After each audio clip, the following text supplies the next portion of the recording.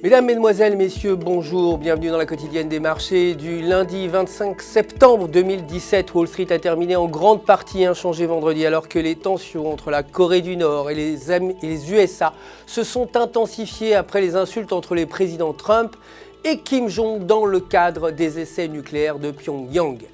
Le Dow Jones a diminué de 0,08%, le S&P 500 a pour sa part gagné 0,06% alors que le Nasdaq a perdu 0,46%. À noter Cisco qui a gagné 2,05% en clôturant à 33,38 $ l'action.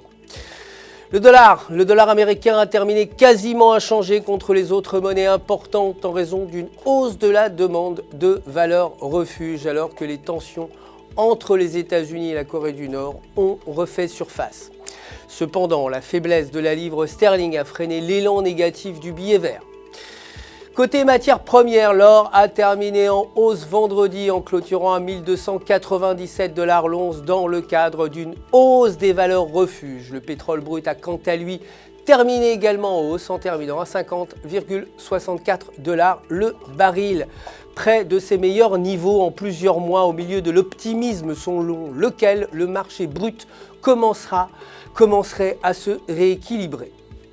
Côté devises, l'euro a peu changé par rapport au dollar, clôturant à 1,1947 alors que les traders se tournent vers les élections allemandes de dimanche, dans lesquelles la chancelière Angela Merkel devrait obtenir un 4e mandat.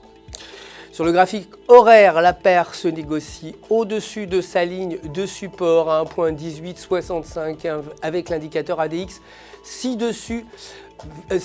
au-dessus de 20. Le maintien de ces conditions pourrait entraîner la paire plus haut vers 1,2100 alors que le repli sous la ligne pourrait entraîner un fort retracement vers 1,1760.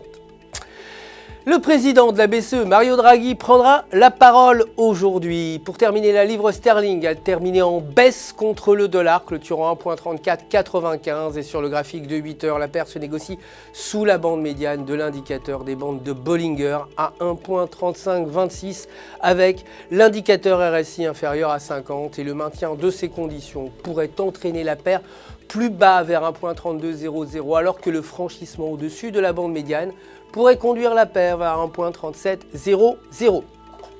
C'est la fin du flash, merci de nous avoir suivis, je vous retrouve demain matin pour la suite de l'actualité des marchés. D'ici là, n'oubliez pas de vous connecter sur www.ufx.com pour tous vos besoins de trading et pour retrouver votre gestionnaire de compte personnel, prêt vous le savez à répondre à toutes vos questions.